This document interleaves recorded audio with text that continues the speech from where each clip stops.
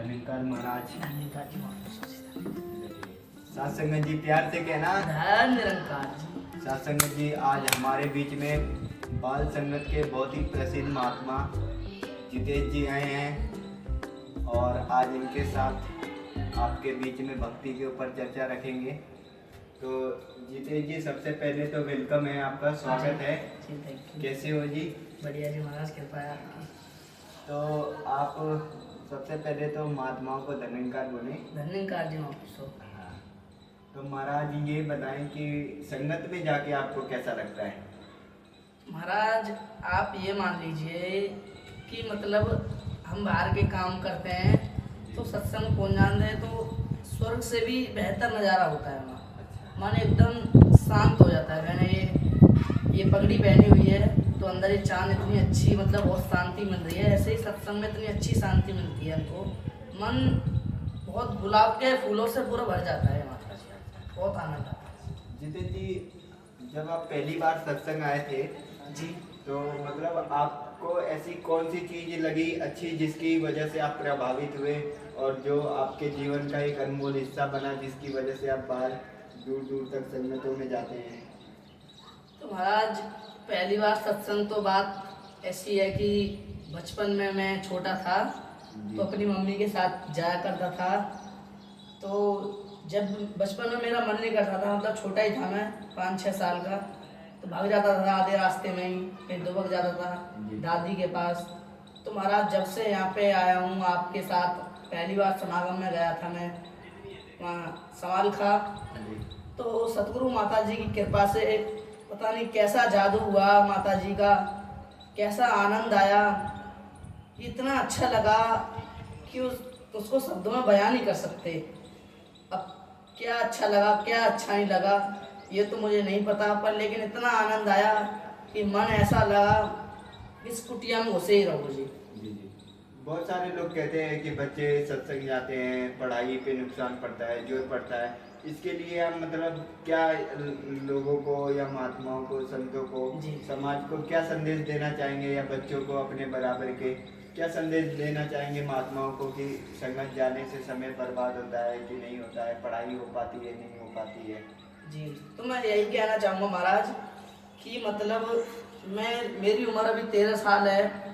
एक बार मेरे स्कूल के टीचर ने भी टोका था मुझको कि इतना छोटा है, गर्मियों का मौसम चल रहा है, लू लग जाएगी तेरे को। मैं पैदल पैदल जा रहा था, कहने लगे कि तेरे को लू लग जाएगा, कहाँ जाता है, इतना छोटा तो है।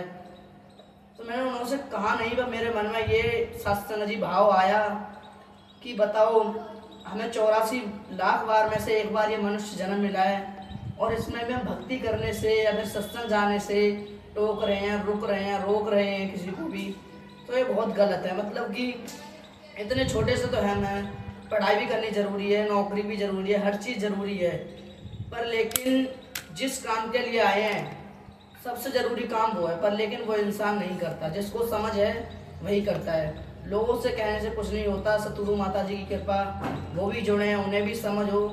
मेन चीज़ यही है कि समय का हमको कोई पता नहीं, हम सतगुरु हमें कब ले कब इसमें लीन हो जाएं, तो इसलिए थोड़ा सा समय 10 मिनट 2 घंटे 1 घंटा प्रभु परमात्मा के लिए भी निकालना चाहिए। जी जी। क्या इससे आपके मतलब पढ़ाई पे भी कोई असर पड़ता है? क्या पढ़ाई भी मतलब सत्संग जाने से पढ़ाई मतलब नुकसान होती है कोई ऐसा? नहीं जी महाराज, सत्संग जाते हैं तो उससे और शक्ति मिलती है।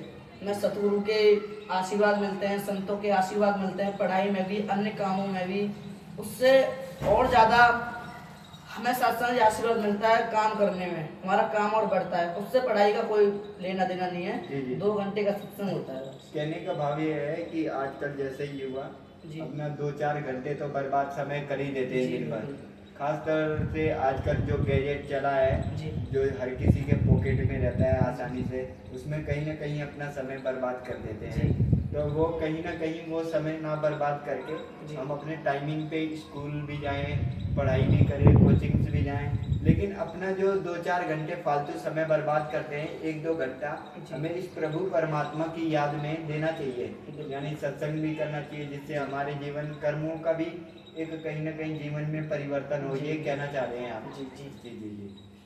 और जितेश जी, एक और चीज मतलब ऐसे तो आप मतलब संसार में मतलब पटकी तो मारते ही हैं कुश्ती के मामले में, शरीर के मामले में, कि आप अखाड़े भी जाते हैं जी। तो कैसे मैनेज करते हैं मतलब अखाड़े जाते हुए? क्या मतलब आपको आभास होता है जो आपके शरीर को मतलब फिट करता है, मोटिवेट करता है कि शरीर पे भी ध्यान देना है? जी महाराज, मतलब मेरे को मन इसलिए करता है कि हम संसार में आए हैं तो अपने शरीर की भी सेफ्टी जरूरी है। सबसे पहला अपना साथ देने वाला जो होता है वो अपना शरीर होता है। अगर अपना शरीर ही खो बैठेगा, हम सत्संग कैसे जाएंगे? सत्संग भी ना जाए तो घर पे भी प्रभु परमात्मा का नाम ले सकते हैं। पर लेकिन जिस तरीके से देखा जाए कि दुनिया में मेरी बराबर के बच्चे मैंने देखे हैं सिगरेट पीते हुए, मैंने अपने आप देखे हैं, गाली दे रहे हैं, शरीर का कोई ध्यान नहीं, दुबले पतले। पर एक तरह से वही अपने शरीर का भी ध्यान रखना चाहिए, थोड़ी जान बढ़ाएं शरीर में भी। जैसे शरीर में जान बढ़ाते हैं तो अपने मन में भी प्रभु परमात्मा का जो ज्ञान से जो बढ़ता है तो सत्संग जी उन्हें भी बढ़ाना चाहिए। कहने का मतलब कि शरीर स्वस्थ है तो हमारा मन भी परमात्मा के साथ कनेक्ट होने में आसानी होता है। अगर शरीर में कोई पीड़ा है तो हमारा ध्यान भी केंद्रित नहीं हो पाता है परमात्मा पे या फिर पढ़ाई पे या कहीं पे भी, कहीं ना कहीं एक शरीर में सुस्तीपन रहता है।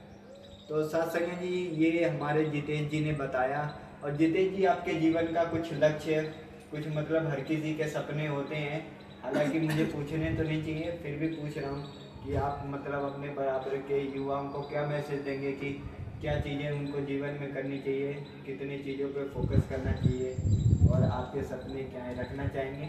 जी बिल्कुल, मैं जी यही कहना चाहता हूँ कि मतलब कई महात्माओं ने कहा है, मतलब फ़ोन पे भी सुना होगा आपने या फिर कहीं अन्य जगह भी सुना होगा, मैंने सुना है कि 3 चीज़ों का हमेशा त्याग करना चाहिए। जी। पहली नींद, दूसरा नशा और तीसरी नारी। सत्संग जी, अब यही है कि मेरे बराबर के बच्चों या फिर मेरे बराबर के युवा या फिर कोई अन्य व्यक्ति देख रहे हैं शराब पी रहे हैं, सिगरेट पी रहे हैं, अपने शरीर का ध्यान नहीं रख रहे, मतलब अन्य चीज़ों में लगे हुए हैं, गंदी चीज़ों में पड़े हुए हैं। और गंदी चीज़ों में कोई लोग नहीं पड़े हैं तो मतलब अपनी नौकरी में ही या फिर मतलब अपना समय थोड़ा सा 10 मिनट के लिए प्रभु परमात्मा को नहीं निकाल पा रहे। तो मैं यही मेरा लक्ष्य है और मैं चाहता हूँ और युवा भी ऐसे बन पाएँ और मैं भी ऐसा बन पाऊँ कि मैं 3 चीज़ को हासिल कर पाऊँ और 3 चीज़ को छोड़ पाऊँ। नींद, नशा, नारी को मैं छोड़ पाऊँ और बल और बुद्धि और विद्या को मैं पा सकूँ, प्राप्त कर सकें। जी। तो मैं अपने मन में मतलब 3 चीज़ों में मेरे सबसे ज़्यादा ध्यान लगाना चाहिए। पहली चीज़, आप कुछ भी ले लो, मतलब जिम ले लो, अखाड़ा ले लो, या मतलब अपने शरीर को स्वस्थ बनाने के लिए कोई सी भी जगह ले लीजिए। और दूसरी चीज़ सत्संग, जो मतलब संतों का संग हो। और तीसरी चीज़ एजुकेशन, पढ़ाई। इन 3 चीज़ों में ज़्यादा ध्यान लगाएंगे तो ज़्यादा बेहतर रहेगा, इस समय का युवा सुधरेगा। जी जी जी, बहुत अच्छा पैगाम दिया है कि विद्यार्थी जीवन में अगर हम नारी के प्रति भी देखते हैं तो हमारी भावना शुद्ध होनी चाहिए, बहन की दृष्टि से, माता की दृष्टि से देखें। और नींद का भी विद्यार्थी को ज़्यादा, या संत को या किसी भी व्यक्ति को नींद का भी उतना ही सेवन करना चाहिए जितनी ज़रूरत है जी। और नशा से दूर रहना चाहिए। बिल्कुल जी। तो बहुत बहुत शुक्रिया जितेश जी, आप आए और सभी को एक अच्छा पैगाम दिया। और उम्मीद है आपकी वाणी को सुन के सभी युवा मोटिवेट होंगे और भक्ति में ध्यान लगाएंगे। बहुत बहुत शुक्रिया, धन्यवाद जी।